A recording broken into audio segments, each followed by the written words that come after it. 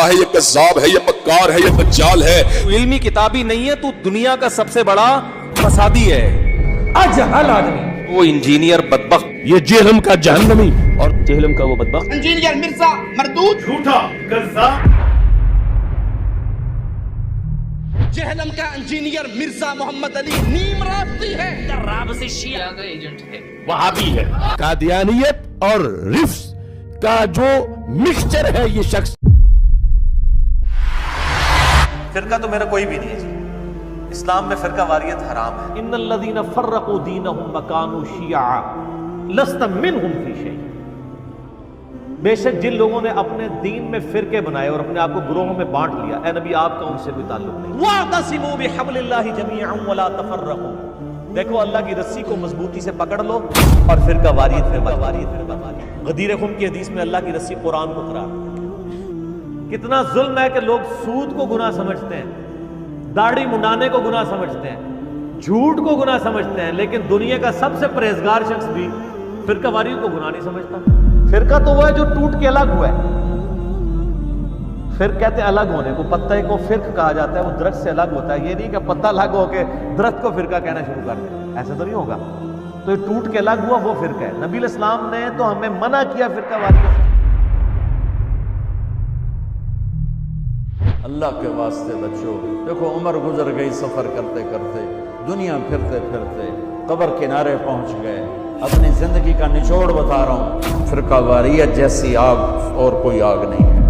بم کے دھماکے سے نکلنے والی آگ گھر جلاتی ہے اور جسم جلاتی ہے، بے گناہ مرنے والے شہید ہو کے جنت میں جاتے ہیں، اور فرقہ واریت سے نکلنے والی آگ تمہاری روحوں کو جلا کے راکھ کر دے گی، تمہارے ایمان کو برباد کر دے گی، تمہیں جہنم کا ایندھن بنا دے گی۔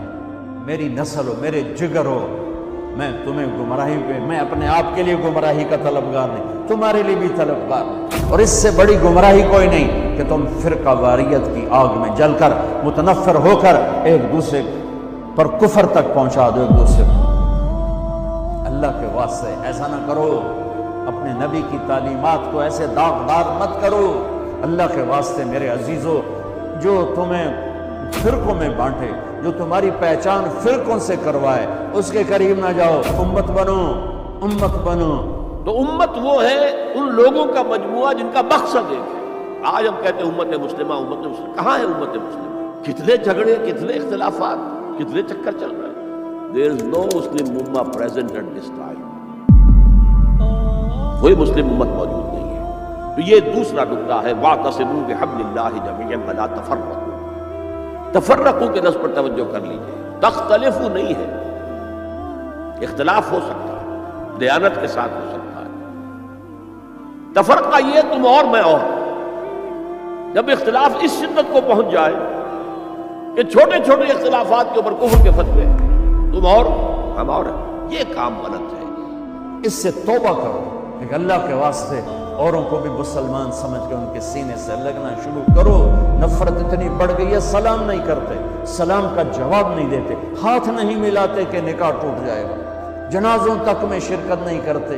ہم تو ساروں کو مسلمان سمجھتے ہیں سوائے دو فرقوں کے، ایک اہل سنت کا آفشوٹ قادیانیت اور دوسرا اہل تشیع کا آفشوٹ نصیریت۔ حسام الحرمین میں دیوبندیوں کو واجب القتل اور مرتد اور ان کے علماء کے کفر میں شک کرنے والے کو بھی کافر قرار دیا نہیں اعلیٰ حضرت نے 1905 میں، اور اس کے جواب میں 1906 میں المحند علی المفند میں خلیل احمد سہارنپوری نے احمد بریلوی اور ان کی پوری جماعت کو شیطانی لشکر نہیں ڈکلیئر کیا، اور ساتھ مثال دی جس طرح انبیاء پہ حملہ آور ہوتے تھے، یعنی کافر کہا، اور کہا علماء دیوبند رضی اللہ عنہم پر ہوئے، 14ویں صدی کے مولویوں کو رضی اللہ عنہ۔ المفند ایک بابا سے ٹھہرایا ہوا، احمد بریلوی کو کہا المحند علی المفند، ہند کی تلوار ایک پاگل بابے کے اوپر۔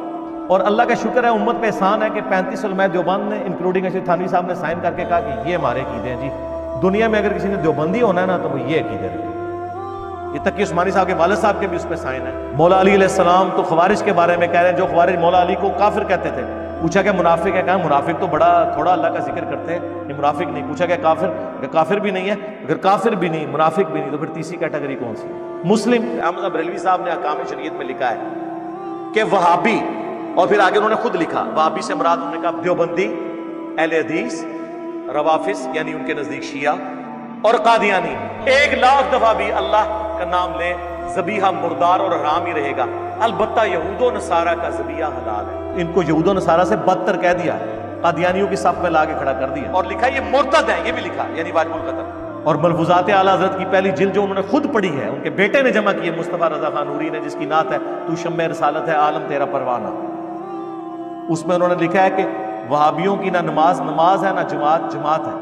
پوچھا کہ مسجد تو کہا کفار کی مساجد مثل گھر کے ہیں.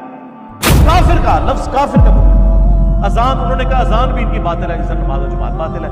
سنن کبری البیہقی میں موجود ہے، عبداللہ بن عمر خوارج کو سلام بھی کرتے تھے، ان کے پیچھے نمازیں بھی پڑھتے تھے، اور کہتے تھے جب تک ان کی مساجد سے حی علی الصلاۃ حی علی الفلاح کی آوازیں آئیں گی ہم ان کے پیچھے ان کی اذان کا جواب بھی دیں گے، ان کے سلام کا بھی، لیکن اگر یہ ہمیں کہیں کہ ہم اپنے بھائیوں کو قتل کریں تو ہم یہ بات نہیں مانیں. جن کو نبی علیہ السلام نے جہنم کے کتے کہا ہے، جہنم کے کتوں کے پیچھے صحابہ نے نماز پڑھی ہے. تو سر جو لوگ چشتی رسول اللہ اور اشرفی تھانوی رسول اللہ کہتے رہے یا کہلواتے رہے، اب آپ کو با خدا دیوانہ باش با محمد ہوشیار بھول گئے. قاسم نانوتوی صاحب مرنے کے 6 سال کے بعد خبر سے نکلے اور دیوبند کے 2 مولویوں کی صلح کروا کے واپس چلے گئے، اور نقل فرمایا اشرفی تھانوی صاحب نے حکایات اولیاء ارواح ثلاثہ میں، یہ وہ سارے عقائد ہیں جو بریلویوں والے.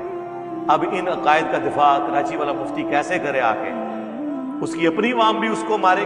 تذکرۃ الاولیاء میں میں نے بتایا کہ باجید بستامی سے پوچھا گیا کہ قیامت والے دن شفاعت کا جھنڈا وہ نبی علیہ السلام کے ہاتھ میں ہوگا، تو وہ کہنے لگے کہ قیامت والے دن محمد اور تمام انبیاء میرے جھنڈے کے نیچے ہوں. مقصد کسی کو بدنام کرنا نہیں، واللہ قطعاً بدنام کرنا وہ مقصد نہیں ہے. اور فتویٰ کبھی نہیں لگایا، عبارتوں میں فتویٰ لگایا. ہمیشہ کا 1 ٹن حسن ظن رکھا، ان کی کتابیں ان کی عبارت. ہو سکتا ہے وہ مرنے سے پہلے توبہ کر لیں، ہمیشہ یہی کہا، کبھی اس طریقے سے فتویٰ نہیں لگایا. اللہ کا شکر ہے.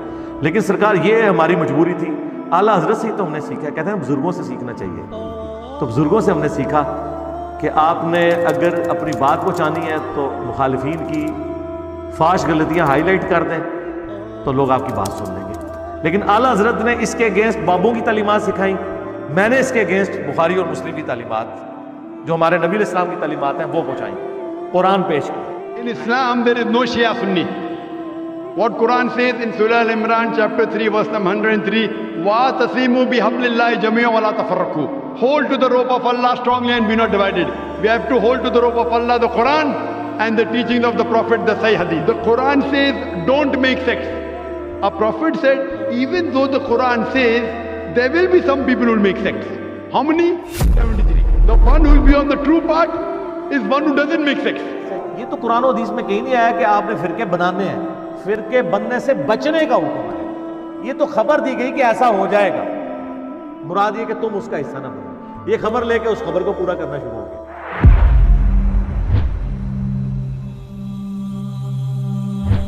آج ہر بدبخت الو اٹھ کے جو ہے نا، ہر جاہل سے جاہل اٹھتا ہے اور تبصرے کرنا صحابہ کرام کے خلاف شروع کر دیتا. حضرات صحابہ پہ زبان کھولتا ہے. پہلے تسی ساڑے خلاف بک بک کر دے ہو اور صحابہ کے خلاف بھاگن لگ پے ہو. دشمن ہے صحابہ کا، بھوکتا ہے صحابہ کے خلاف. نعوذ باللہ، ہم نے صحابہ کرام پہ کبھی بھی تنقید نہیں کی ہے. تمام صحابہ کرام نے یار 3-4 بندوں کا مسئلہ ہے. حضرت معاویہ رضی اللہ تعالیٰ عنہ، مغیرہ بن شعبہ رضی اللہ تعالیٰ عنہ، عمر بن عاص رضی اللہ تعالیٰ عنہ، اور بسر بن ابی ارطاء رضی اللہ تعالیٰ عنہم اجمعین. ہم ان کے لیے دعائے خیر کرتے ہیں لیکن ان کا جھوٹا دفاع نہیں کرتے. دنیا میں کون سا غالی رافضی ہے جو صحابہ کرام کے ناموں کے ساتھ رضی اللہ عنہ کہتا ہے؟ کسی کی جنت دوزخ کا فیصلہ میں نے آج تک کیا؟ میں تو آج پھر ویڈیو میں کہتا ہوں کہ یزید کو بھی اللہ نے معاف کیا، جنت میں جائے گا. سرکار میں نے تو صحابہ کرام کی زندگیوں پہ ویڈیوز ریکارڈ کرائی ہیں. ابو ذر غفاری جی ہم نے ہی بتایا نا کہ کیا تکلیفیں تھیں. سعد ابن ابی وقاص کی قادسیہ ہم نے ڈسکس کی ہے نا. خالد ابن ولید کی یرموک ہم نے ڈسکس کی ہے نا. جائیں ابو ذر غفاری کا کلپ لگائیں، 10 دفعہ لگائیں، 10 دفعہ آنسو نہ نکلیں تو آپ آگے گلا کیے. مرزا فسادی کے تو پیچھے اس کے بالکل صہیونی طاقتیں یہودی ہیں. رافضیت کے پیسوں پہ پلنے والا، ایران کے ٹکڑوں پہ پلنے والا یہ جانور جیلم میں بیٹھا ہوا ہے، خفیہ ہاتھ اس کے پیچھے ہیں جو اس کو دھکا دیتے ہیں. امریکیوں، برطانیوں، اسرائیلیوں کی بنائی ہوئی تنظیم ہے جو مسلمانوں کو بدنام کرنے کے لیے انہوں نے بنایا ہے، لانچ کیا ہے، جو ہمارے درمیان ایسے منافقین اور ایجنٹس کو بھیجتی ہے. ہمیں نہ تو ایران سے کوئی فنڈنگ ہو رہی ہے نہ سعودیہ سے کہ ہم ان کے ایجنڈے لانچ کریں. ہم جو کچھ بات کرتے ہیں وہ قرآن سے، بخاری سے، مسلم سے کرتے ہیں. اگر کوئی فتویٰ لگانا ہے تو پہلے پھر آپ ان کتابوں کے اوپر لگاؤ اور اپنا ایمان برباد کرو. الحمدللہ میری روٹی دین کے ساتھ نہیں جڑی ہوئی. میں اپنی ذات کی خاطر دین سے 1 روپیہ کمانے کو بھی حرام سمجھتا ہوں. ہم نے اس پلیٹ فارم کے اوپر کوئی چندہ بک نہیں رکھی، کوئی مسجد نہیں بنائی، کوئی مدرسہ نہیں بنایا، کوئی فرقہ لانچ نہیں کیا. اپنی جیب سے کھلاتے ہیں سینکڑوں لوگ، اللہ کا شکر. تو یہ میں مطلب اس کے اوپر کوئی ہم کمائی نہیں کر رہے ہیں، مونیٹائز نہیں کیے ہوئے. ورنہ میں ابھی مونیٹائز کروں تو ہماری ویڈیو کی کمائی جو ہے نا وہ 15 سے 20 لاکھ روپے مہینہ بنتی ہے. تو میری سال کی تنخواہ اتنی نہیں ہے. بھائی اپنی محنت مزدوری کر کے کماتے ہیں، اللہ کا شکر ہے کوالیفائڈ انجینئر ہوں. اس وقت بھی الحمدللہ میری کوئی ٹیک ہوم سیلری جو ہے تقریباً 1.5 لاکھ پاکستانی کے قریب ہے. $1,500 آپ سمجھ لیں امریکہ. الحمدللہ 19 گریڈ کا آفیسر ہوں. میں کسی سے کوئی چندہ لے کے یہ دین کا کام نہیں کر رہا ہوں کہ میں جناب یہ ویڈیوز ریکارڈ کرنے کے پیسے لیتا ہوں اور میری روٹی روزی دین سے. حالانکہ میرے گھر تک ایسے لوگ آئے ہیں جنہوں نے کہا لائف ٹائم خرچہ آپ کا اٹھاتے ہیں، آپ لوگ بھی چھوڑتے ہیں. میں نے کہا یہ کام میں نے نہیں کرنا. پھر میرا اور مولویوں میں کیا فرق رہے گا؟ حضور نے فرمایا یوشکو ان یاتی علی الناس زمان، اندیشہ ہے کہ لوگوں پر یعنی میری امت پر ایک زمانہ ایسا بھی آ جائے گا کیونکہ علماء آسمان کی چھت کے نیچے کی بدترین انسان ہے. فتنہ انہی کے اندر سے برآمد ہوگا، انہی میں گھس جائے گا. یعنی ان کا کام فتنہ انگیزی، مخالفت، اپنے اپنے فرقے کے لوگوں کے جذبات کو بھڑکاتے رہنا اور مسلمانوں کے اندر اختلافات کو ہوا دینا. آج جن کو ہم علماء کہتے ہیں ان کی عظیم اکثریت اس کیفیت سے دوچار ہو چکی ہے. لیکن ساتھ ہی یہ بات واضح رہے کہ علماء حق سے دنیا خالی نہیں ہوگی. باقی یہ صحیح بات ہے کہ اکثریت ادھر جا چکی ہے، ورنہ امت کا بیڑا غرق نہ ہوتا. سیدھی سیدھی بات. پوری نیک نیتی کے ساتھ امت کا بیڑا غرق یہ لوگ کرتے ہیں. ہر ایک چیز کو جو ہے دوسری طرف لگا دیا. آپ شلوار اوپر کر لیں کہتے ہیں یہ تو باقیوں کا طریقہ ہے. وہ حدیثیں بخاری مسلم میں لکھی ہوئی ہیں وہ دور چلی جاتی ہیں. کوئی پگڑی پہن لے تو اہل حدیثوں کو تکلیف ہو جاتی ہے، وہ کہتے ہیں یہ تو بدعتیوں کا طریقہ ہے. تو ان کو بھول جاتا ہے کہ بخاری مسلم میں درجنوں حدیثیں ہیں. وہ ان کو اس وقت یاد آتی ہیں جب وہ جرابوں پر موزوں پہ مسح کے بارے میں مناظرے کر رہے ہوتے ہیں نا حنفیوں کے ساتھ، تو اس سے صرف پگڑی پہ مسح ثابت کرتے ہیں. پگڑی پھر بھی نہیں ثابت ہوتی. اور میں نے تو گرین پگڑی پہن لی یار، اور چھوڑ دو. اتنا جگر ہے کسی میں؟ ٹائم قیامت تک جے کسی مولوی نو گرین پگڑی وہ آگے دسو وابی نو اتنا تھنک آؤٹ آف باکس کیا. ابھی میں نے کہا بھی ابو داؤد ترمذی میں حدیث ہے نبی علیہ السلام نے سب تہمت بھی باندھی ہے، سب چادر بھی اوپر لی ہے. تو سرکار جب نبی علیہ السلام نے کرتا پہن لیا اوپر یعنی کرتا چادر کی فارم میں تہمت باندھ لی، تو پگڑی کو باندھ لینا کیا ہو گیا یار؟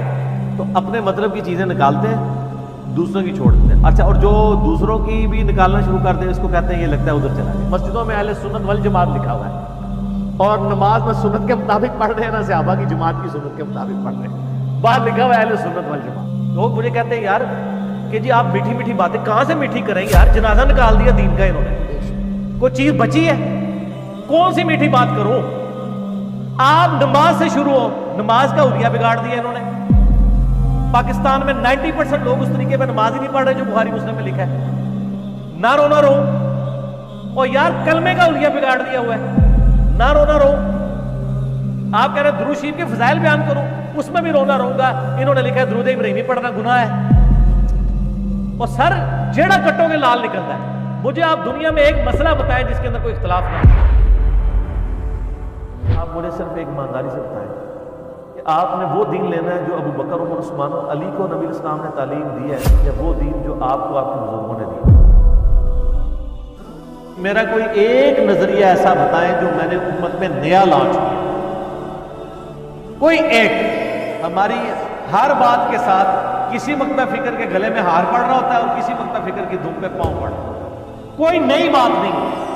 تو کوئی ایسا نظریہ نہیں ہے جس میں میں تفرد کا شکار ہوں. جہاں پہ اختلاف آتا ہے پھر ان باتوں پہ آتا ہے جس میں ان کی دم پہ پاؤں پڑ رہا ہوتا ہے. اور سر ایک کی دم پہ پاؤں پڑ رہا ہوتا ہے تو دوسرے کے گلے میں ہار پڑ رہا ہوتا ہے.